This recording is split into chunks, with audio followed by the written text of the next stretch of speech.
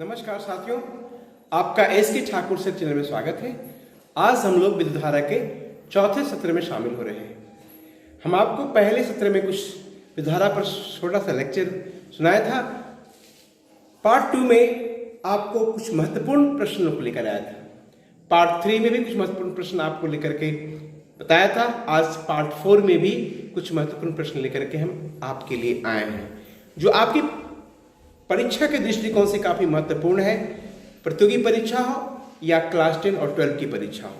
आइए तो लेके चलते हैं क्वेश्चन नंबर 51 पर। जिस ठोस चालक में धन आवेश और ऋण आवेश दोनों प्रवाहित होते हैं वे क्या होते हैं?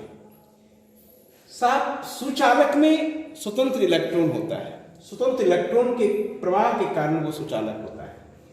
अचालक में स्वतंत्र इलेक्ट्रॉन नहीं होता है, इसलिए उसमें प्रवाह नहीं हो पाता है। अर्धचालक में धन आवेश भी होता है और ऋण आवेश भी होता है, यानी आवेश आपका सी हो जाएगा।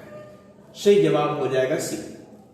जिस पदार्थ में मुक्त इलेक्ट्रॉन होते हैं वे पदार्थ कहलाते हैं।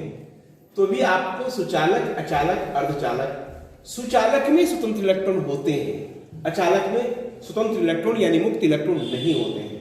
अर्धचालक में कुछ होते हैं और कुछ में कोर के कारण चालकता होती है। तो सही जवाब हो जाएगा सुचालक। विद्युत धारा की दिशा मानी जाती है, ये परंपरागत मानी जा रही है कि विद्युत धारा हमेशा पॉजिटिव टर्मिनल से नेगेटिव टर्मिनल की ओर प्रवाहित होती है। इकाई समय में विद्युत आवेश का जो प्रवाह होता है उसको विद्युत धारा कहते हैं। विद्युत धारा बराबर होता है आवेश बटे समय। तो विद्युत आवेश के प्रवाह को विद्युत धारा कहते हैं। सुखा से विद्युत धारा का कैसा स्रोत है? विद्युत धारा के दो स्रोत होता है, दिश धारा और प्रत्यावर्ती धारा। तो सुखा से दिश धारा का स्रोत होता है। एक सुखा सेल के टर्मिनलों के बीच में विभवांतर होता है, यानी उसकी पॉजिटिव टर्मिनल से निगेटिव टर्मिनल के बीच 1.5 वोल्ट का डिफरेंस होता है। किसी चालक तार का प्रतिरोध निर्भर करता है। चालक तार का प्रतिरोध उसके लंबाई पर निर्भर करता है, उसके तापमान पर निर्भर करता है, उसके भिन्न भिन्न प्रकृति पर निर्भर करता है, अनुप्रस्थ परिच्छेद के क्षेत्रफल पर निर्भर करता है। तो यहां लंबाई है, यानी इस पर निर्भर करता है। किसी चालक तार की प्रतिरोध व्युत्क्रमानुपाती होता है उसके अनुप्रस्थ परिच्छेद के क्षेत्रफल का। उसके तार के क्षेत्रफल जो अनुप्रस्थ क्रॉस सेक्शनल एरिया होता है उसका व्युत्क्रमानुपाती होता है। लंबाई का समानुपाती होता है, तापमान का भी समानुपाती होता है।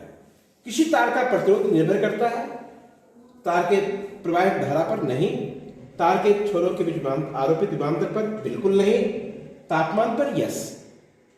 किसी तार का प्रतिरोध तापमान पर निर्भर करता है। तापमान बढ़ने से प्रतिरोध बढ़ता है, तापमान के घटने से प्रतिरोध घटता है। वही अर्धचालक होता है तो तापमान बढ़ने से अर्धचालक का प्रतिरोध घटता है और तापमान के बढ़ जाने से प्रतिरोध घट जाता है, तापमान के घट जाने से प्रतिरोध बढ़ जाता है। लेकिन सुचालक में तापमान के बढ़ने से प्रतिरोध बढ़ता है। श्रेणी क्रम में जुड़े दो प्रतिरोधक प्रतिरोध R1 और R2 है। इसको प्रतिरोध कहिए, R1 और R2 है का समतुल्य प्रतिरोध यदि R है तो उसका मान क्या होगा? श्रेणी क्रम में समतुल्य प्रतिरोध का जो मान होता है उनके योगफल के बराबर होता है, यानी R बराबर R1 प्लस R2 होगा। चॉइस बी आप कहोगे तो सही होगा। शेष चॉइस एक भी गलत, सी भी गलत और डी भी गलत हो जाएगा। समानांतर क्रम में जुड़े दो प्रतिरोधक R1 और R2 है, तो ये दो प्रतिरोधी कहिए इसको, R1 और R2 है।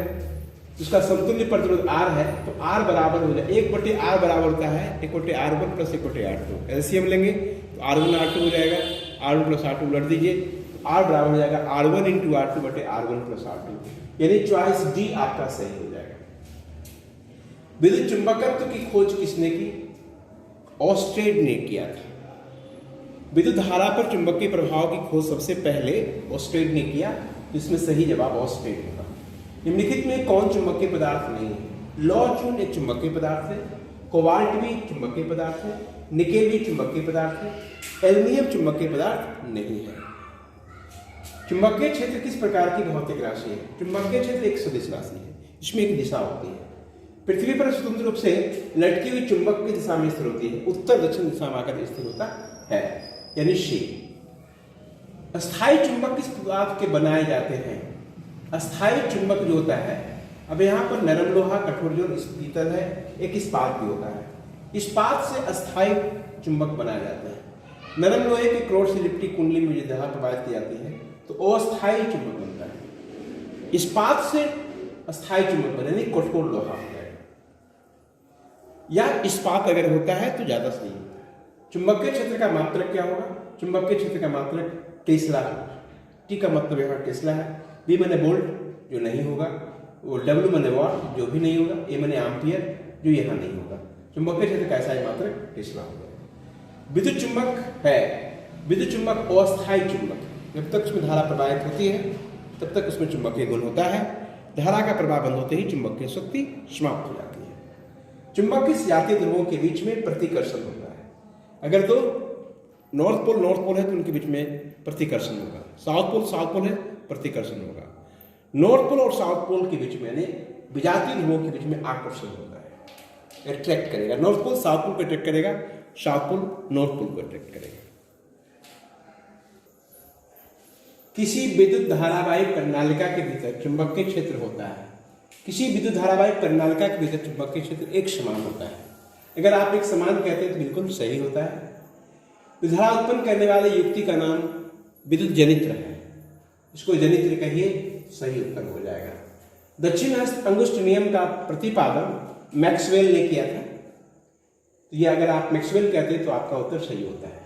फ्लेमिंग का वाम हस्त नियम लागू होता है विद्युत मोटर के ऊपर। अगर आप मोटर कहते हैं तो सही होता है, विद्युत जनित्र कहेंगे तो गलत हो जाएगा, विद्युत चुंबक कहेंगे तो वो भी गलत हो जाएगा।